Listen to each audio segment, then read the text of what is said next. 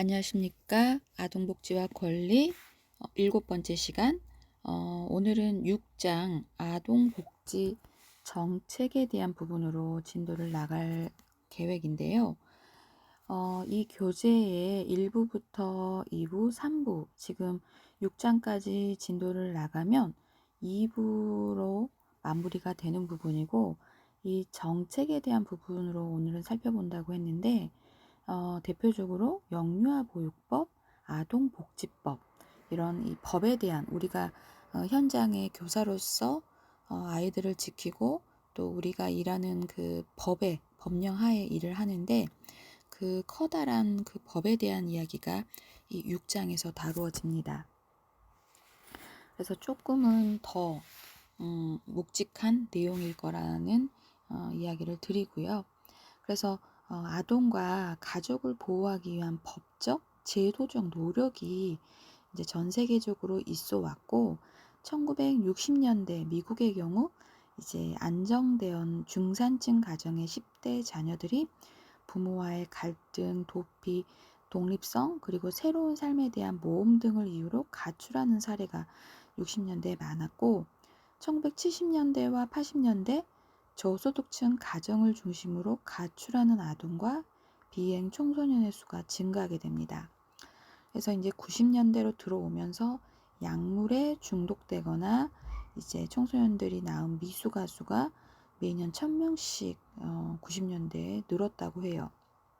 그래서 아동복지 정책에는 아동들의 개인적인 특성만이 아니라 변화하는 가정, 사회적 영향력에서 오는 상호작용이 반영하게 됩니다.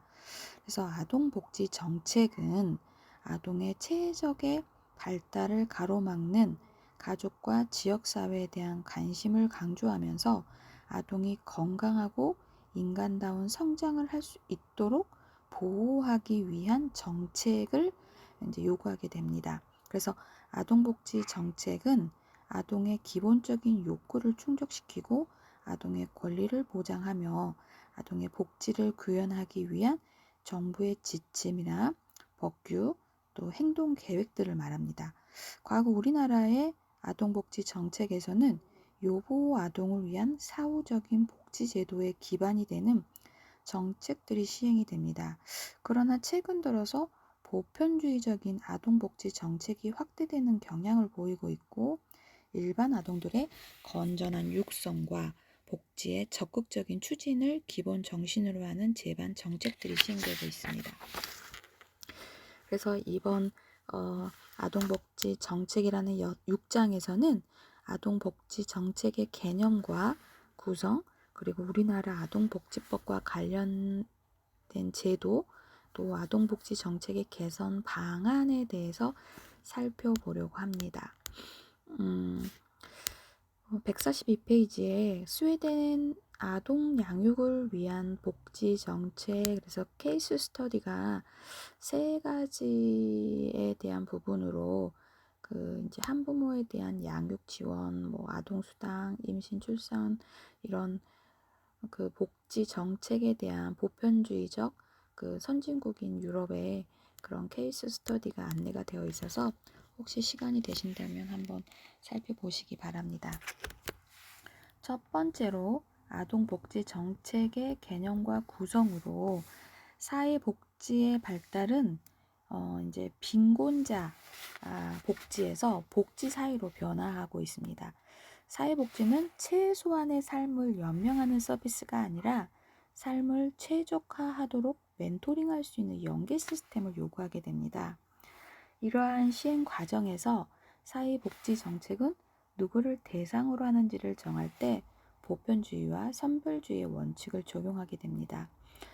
이 두 원칙은 사회복지 서비스를 받을 수 있는 자격과 범위를 정하는 원리에 관한 것입니다.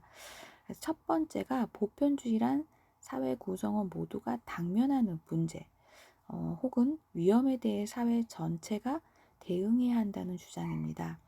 두 번째는 이제 선별주의라는 건데요. 스스로 욕구를 충족시킬 능력이 있는 사람은 정부로부터 급여를 받아서는 안 되며, 세금을 납부할 능력이 있는 사람은 자활 능력이 없는 소수를 위해서만 세금을 납부해야 한다는 주장입니다. 선별주의자들은 개인의 삶은 개인이 책임진다는 그런 주장을 하고요. 그래서 아동복지 정책으로는 공공부조에 의한 소득지원제도가 대표적이라고 할 수 있습니다.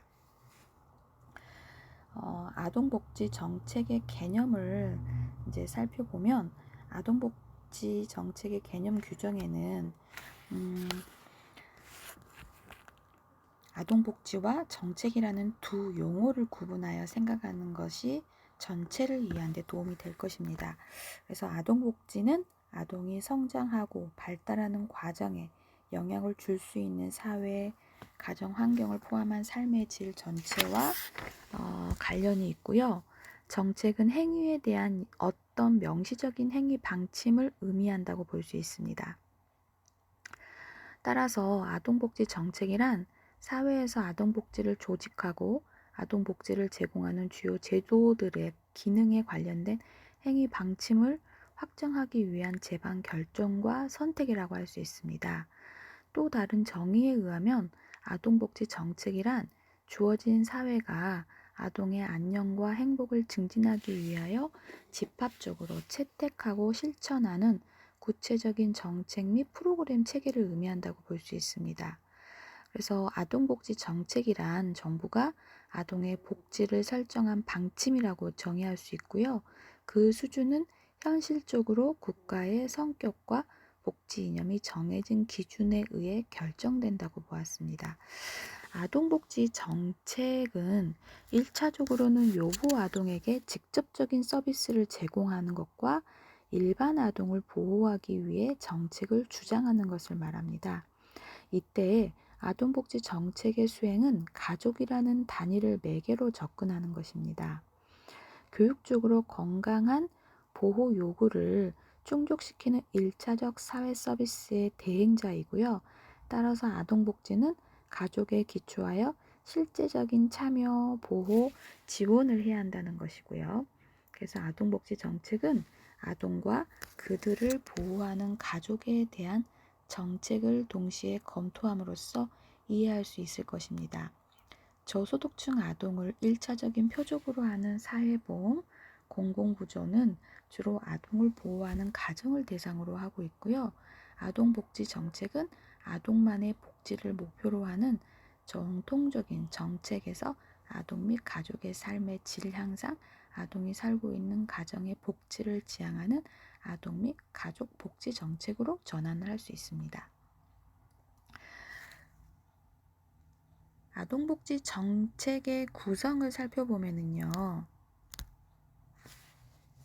우리나라 사회보장기본법에 따르면 사회보장은 모든 국민이 인간다운 생활을 할 수 있도록 최저생활을 보장하고 국민 개개인이 생활 수준을 향상시킬 수 있도록 제도와 여건을 조성하여 그 시행에 있어 형평과 효율의 조화를 도모함으로써 복지사회를 실현하는 것을 기본 이념으로 합니다. 사회보장이란 질병, 장애, 노령, 실업, 사망 등의 사회적 위험으로부터 모든 국민을 보호하고 빈곤을 해소하며 국민 생활의 질을 향상시키기 위하여 제공되는 사회보험, 공공부조, 사회복지 서비스 및 관련 복지 제도를 말한다고 이야기할 수 있고요. 아동복지 정책은 사회보험, 공공부조, 사회복지 서비스, 사회수당 등으로 구성된다고 볼 수 있습니다. 실효성이 있는 아동복지 정책의 구성은 아동의 복지 욕구를 충족시키고 미래 세대의 건전한 성장 발달을 지원하게 됩니다. 첫째, 사회보험 제도는 국민에게 발생하는 사회적 위험을 보험 방식에 의하여 대처함으로써 국민 건강과 소득을 보장하는 제도입니다. 사회적 위험인 사망이라든지 노령, 장애, 질병으로 인해 사람들은 보호하기 위해 강제적 가입 방식에 의해 운영되는 프로그램이며 모든 가입자에게 최저한의 기초 생계를 유지할 수 있을 정도의 소득을 보장해주는 제도이라고 할 수 있습니다. 일반적으로 보장 수준의 결정은 개인적인 생활 수준이나 기여 정도보다는 현재의 욕구에 따라서 결정하게 되는 거고요. 대부분의 사회보험제도는 사회보장이나 의료보장의 형태로 보험가입자 가족 내 아동의 복지를 보장한다고 볼 수 있습니다. 영국과 스웨덴의 경우 아동을 양육하는 부모를 대상으로 시행하는 부모보험제도가 사회보험제도에 해당된다고 볼 수 있습니다. 우리나라는 아동과 그 가족을 대상으로 특화된 사회보험은 발달하지 않았고요. 국민연금과 고용보험이 모든 가구를 대상으로 한다는 점에서 아동복지 정책의 한 범주라고 할 수 있습니다. 둘째로 공공부조 제도인데요. 국가를 지방자치단체의 책임하에 생활 유지 능력이 없거나 생활이 어려운 국민의 최저 생활을 보장하고 자립을 지원하는 제도입니다. 공공부조의 재원은 국가의 일반 조세이고 공공부조 대상자들은 법에서 정한 적절한 부조 대상자에 해당하는지의 여부를 판단하기 위하여 자산조사와 같은 일정한 심사를 받습니다. 미국과 유럽, 복지국가에서는 아동을 양육하는 가구의 빈곤 문제를 1차적인 소득 보장의 대상으로 삼고 있습니다. 그 대표적인 예는 미국의 한시 빈곤가정 제도라고 할 수 있고요. 이 제도는 아동이 있는 저소득 가구를 대상으로 하는 대표적인 공공부조입니다. 대부분의 국가는 일반적 공공부조 제도로 빈곤 아동 가구의 기초소득 보장을 도모한다고 할 수 있고요. 우리나라의 공공부조 프로그램으로는 국민기초생활보장제도, 긴급복지지원제도 등이 있습니다. 우리나라의 국민기초생활보장제도는 최저생계비 이하의 저소득층에게 국가가 기초생활을 유지할 수 있도록 보장해주는 제도이라고 할 수 있습니다. 국민기초생활보장법에서는 생계급여, 의료급여, 주거급여, 교육급여, 해상급여, 장제급여, 자활급여를 보장하고 있고요. 이때 지급되는 보조금은 차액 지급 방식을 이용하여 모든 수급자가 최저생계비 수준의 생활을 보장받고 소득이 낮은 수급자에게 더 많은 혜택이 돌아가도록 하고 있습니다. 그래서 수급자의 가구 유형에는 대부분의 노인, 장애인, 모자, 부자가구 등의 취약계층 가구가 있습니다. 긴급복지제도는 갑작스러운 주소득자의 사망, 가출, 구금시설, 수용, 휴폐업 등으로 인한 소득 상실, 중한 질병 등으로 생계 유지가 곤란한 저소득층에게 생계, 의료 지원 등 필요한 복지 서비스를 지원하는 제도라고 할 수 있습니다.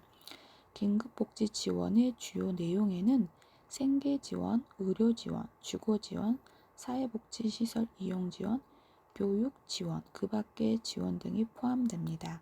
사회보장 비용의 지출은 저소득 가구를 비롯하여 취약계층 세대가 증가할 경우 그에 따른 비용 증가가 문제로 발생할 수 있습니다.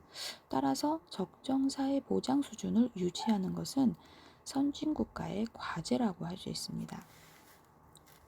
세 번째로 사회복지 서비스는 국가, 지방자치단체 및 민간 부분의 도움을 필요로 하는 모든 국민에게 상담, 재활 등의 서비스를 제공하여 정상적인 생활이 가능하도록 지원하는 제도입니다. 이는 정상적인 일상생활의 수준에서 탈락된 상태의 대상자를 회복, 보전하도록 도와주는 것을 말하며 개별적, 집단적으로 보호 또는 처치를 하는 것입니다. 우리나라의 아동복지법은 대부분 아동복지 서비스와 관련이 있고 아동복지 서비스는 아동상담소, 가정상담소, 지역사회복지관에서 제공하는 상담 서비스, 학대 방임 아동을 위한 보호 서비스, 위험부모, 한부모를 위한 서비스, 보육 서비스, 가정 위탁 서비스, 입양 서비스, 시설 보호 등으로 다양하다고 볼 수 있습니다. 네 번째로 사회수당은 개인이나 가족의 고용 상태 혹은 경제적인 수준에 관계없이 특정 인구학적 범주에 속한 인구 계층이면 누구나 가지게 되는 특별한 요구에 부응하기 위한 제도입니다. 사회수당은 보편주의적 기본 원칙에 따라 모든 국민에게 조세에 의하여 일정에게 현금이나 서비스를 제공하는 방법을 의미합니다. 이것은 경제적인 효과보다는 사회적 통합 효과를 추구한다고 볼 수 있고, 사회수당의 일반적인 예로 영국은 아동수당과 후견인 제도를 두고 있으며, 스웨덴은 아동을 보호하는 가족을 대상으로 하는 가족수당이 있습니다. 우리나라의 경우 아동 양육에 따른 경제적 부담을 경감하고 아동의 기본적 권리와 복지 증진을 위해 2018년 9월부터 아동수당을 도입하였고요. 그래서 2018년 이후에 이제 시설에 보내지 않고 집에서 아이를 돌보게 되면 부모가 그 수당을 받게 되는 거죠. 그래서 2018년 9월부터 아동수당을 도입하였고 2020년 기준 만 7세 미만의 모든 아동에게 지급하고 있는데, 이거를 이제 보편주의적 복지라고 할 수 있죠. 모든 아동에게.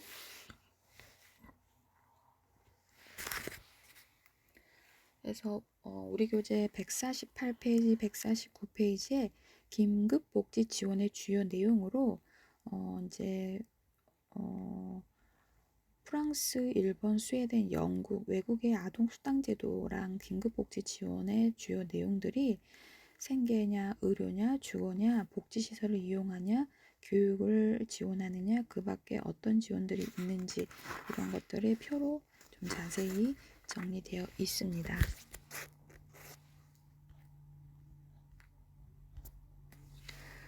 두 번째로 아동복지 정책 관련 법을 살펴볼 건데요.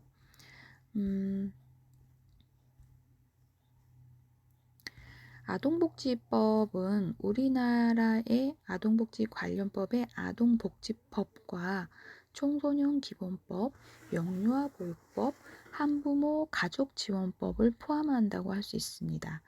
여러분들이 한 번쯤은 들어보았을 법한 아동복지법, 청소년기본법, 영유아보육법, 한부모 가족지원법이라는 것들이 아동복지 관련법의 범주에 들어간다는 내용이고요. 그래서 아동복지법을 첫 번째로 살펴보면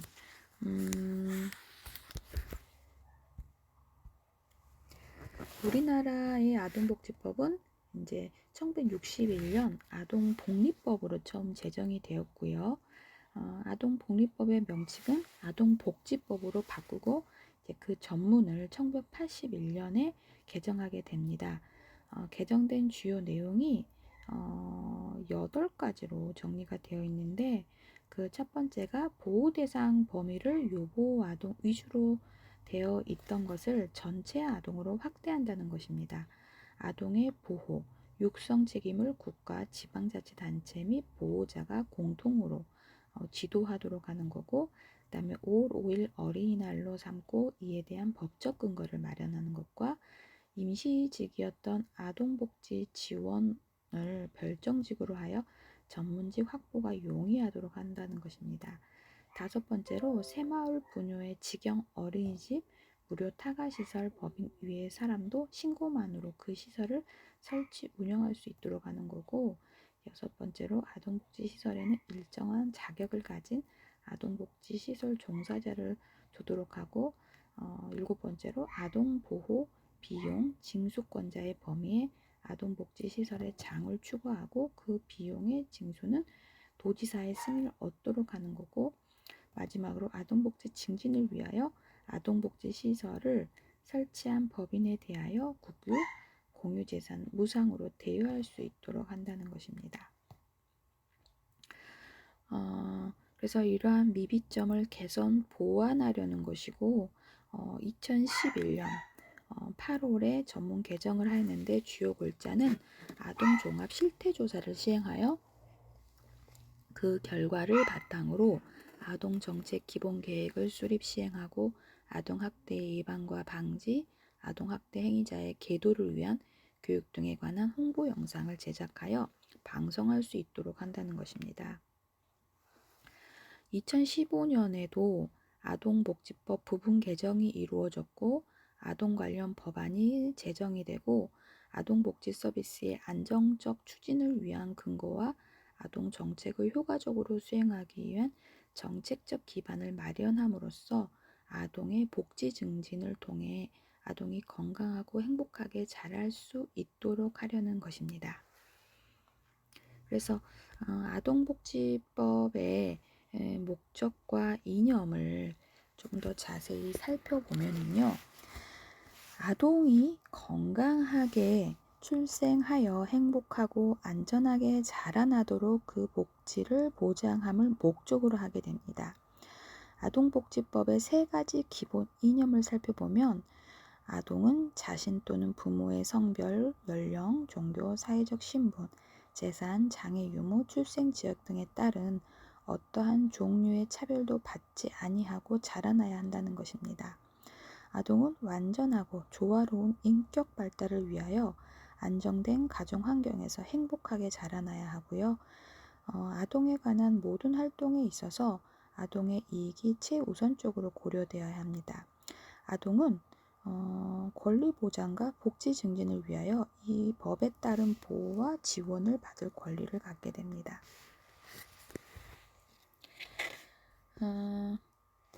우리 교재 151페이지에 아동복지법의 목적과 주요 내용, 그래서 목적과 이념을 표로 아주 자세하게 설명되고 있는데요.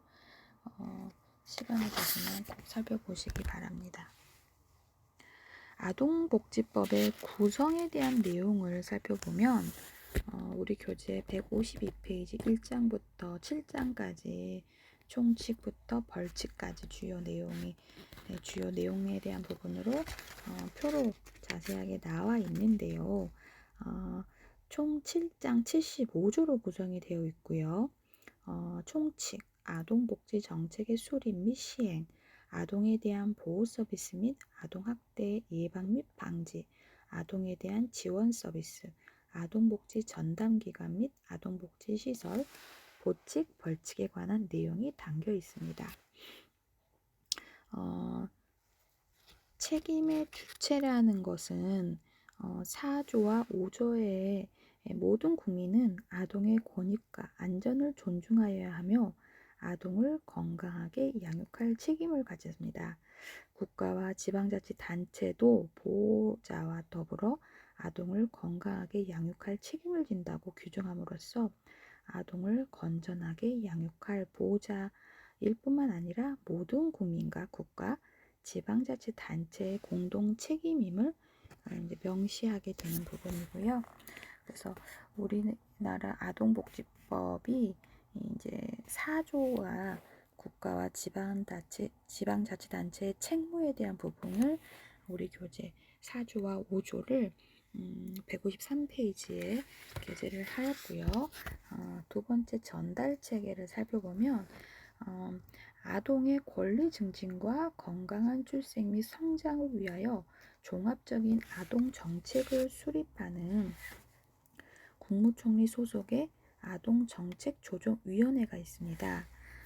이들의 관계 부처의 의견을 조정하며 그 정책의 이행을 감독하고 평가한다고 볼 수 있는데요. 아동 정책의 시행에 관한 상황과 아동의 보호 및 지원 서비스에 관한 사항들을 심의하는 지방자치단체 소속의 아동복지심의위원회가 있습니다. 또한 아동복지에 관한 업무를 담당하기 위해서 아동복지 전담 공무원이 자치구에 배치되어 아동에 대한 상담 및 보호 조치, 가정환경에 대한 조사, 아동복지 시설에 대한 지도 감독, 아동 범죄 예방을 위한 현장 확인 및 지도 감독 등 지역 단위에서 아동의 복지 증진을 위한 업무를 수행하게 됩니다. 세 번째로 아동에 대한 보호 서비스 및 아동학대 예방 및 방지로 아동의 보호와 관련된 내용으로 15조, 아동복지법 15조에 시도지사 또는 시장, 군수, 구청장은 그 관할구역 안에서 보호를 필요로 하는 아동을 발견하거나 보호자의 의뢰를 받을 때에는 아동의 최상의 이익을 위하여 대통령령이 정하는 바에 의하여 필요한 보호조치를 하여야 한다는 것입니다. 이 경우 보호조치라는 게 전담 공무원 또 아동위원회에게 보호를 필요로 하는 아동 또는 그 보호자에 대한 상담, 지도를 행하게 하는 것, 보호자 또는 대리 양육을 원하는 용고자에 대하여 그 가정에서 보호 양육할 수 있도록 필요한 조치를 하는 것, 아동의 보호를 희망하는 자에게 가정 위탁하는 것, 보호를 필요로 하는 아동에게 적합한 아동복지시설에 입소시키는 것, 약물 및 알코올 중독, 정서장애, 발달장애, 성폭력 피해 등으로 특수한 치료나 요양, 이런 보호를 필요로 하는 아동에 대하여 전문 치료기관 또는 요양사에 입원 또는 입소시키는 것을 의미한다고 볼 수 있습니다. 아동의 건전한 보호와 육성을 위해 누구든지 아동에게 피해를 입히는 다음과 같은 행위를 안 된다고 규정하고 있는데요. 그 다음과 같은 행위가 아동 매매, 음란행위, 신체 손상, 정신건강 발달에 해를 끼치는 정서학대, 의식주를 포함한 기본적인 보호, 양육, 치료, 교육을 소홀히 하는 방임행위, 장애를 가진 아동을 공중에 관람시키는 행위, 구걸시키는 행위, 고개를 시키는 행위, 금품을 취득하는 행위, 목적 위의 용도에 사용되는 행위, 이런 것들을 아동에 대한 보호 서비스, 학대에 대한 예방 방지에 대한 부분이었고요. 네 번째로 아동에 대한 지원 서비스로 국가, 보호자, 국민은 아동의 건강과 안전을 위하여 노력해야 한다는 부분입니다. 구체적으로 아동의 보호자는 아동의 건강 유지와 향상을 위하여 최선의 주의와 노력을 하여야 하고요. 그리고 국가는 대통령령이 정하는 바에 따라서 아동복지시설과 아동용품에 대한 안전기준을 정하고 아동용품을 제작, 설치, 관리하는 자에게 이를 준수하도록 해야 합니다. 아동복지시설, 영유아 보육시설, 유치원, 초중, 고등학교의 장은 대통령이 정하는 바에 따라서 교통안전, 실종, 유괴 예방과 방지, 약물 오남용 예방, 재난 대비, 안전 및 성폭력 예방 교육을 실시하여야 합니다. 다섯 번째로 아동복지시설에 대한 부분은 그 보호 전담 기관은 학대받은 아동의 발견, 보호 치료에 대한 신속한 처리 및 아동학대 예방을 전담하는 기관입니다. 지방자치단체는 학대받은 아동의 발견, 보호 치료에 대한 신속한 처리 및 아동학대 예방을 담당하는 지역 아동보호 전문기관은 시군구에 1개소 이상 두어야 하고요. 아동보호 전문기관의 설치 기준과 운영 상담원 등의 직원과 자격 배치 기준 등에 필요한 사항은 대통령으로 정합니다. 아동보호 전문기관의 업무는 다음과 같은데요. 아동학대 신고 접수, 현장 조사, 응급보호, 피해 아동을 상담하고 조사하기 위한 녹화실 설치 운영, 피해 아동의 가족 및 아동학대 행위자를 위한 상담, 치료 및 교육, 피해 아동 가정의 사후 관리, 아동학대 사례 전문위원 설치, 그 다음에 학대받은 아동의 보호를 위한 필요한 사항들이라고 볼 수 있습니다. 누구든지 아동학대를 알게 된 때에 아동보호 전문기관 또는 수사기관에 신고할 수 있고요. 교원, 의료인, 보육시설 종사자, 유치원의 종사자, 아동복지시설의 종사자 등이 그 직무상 아동학대를 알게 된 때에는 즉시 아동보호 전문기관 또는 수사기관에 신고해야 합니다. 이거는 신고 의무자이시니까요. 그래서 국가 또는 지방자치단체는 아동복지시설을 설치할 수 있고 민간단체의 경우 관할, 시장, 군수, 구청장에게 신고하고 아동복지시설을 설치할 수 있습니다. 기타 시설 기준 및 설치 등에 관한 필요한 사항은 보건복지부령으로 정합니다. 아동복지시설은 종합시설로 설치할 수 있고 아동 전용시설에는 국가와 국민의 책임을 추가로 규정할 수 있는데 주 국가와 지방자치단체는 아동이 항상 이용할 수 있는 아동 전용시설을 설치하도록 노력해야 합니다. 이와 같은 아동 전용시설의 설치 기준 등에 관하여 필요한 사항은 보건복지부령으로 정하고 아동복지시설은 각 시설의 고유 업무 외에도 다양한 사업들을 실시할 수 있습니다. 두 번째로 청소년 기본법을 살펴볼 건데요. 청소년 기본법은 1991년 12월에 제정이 되었고요.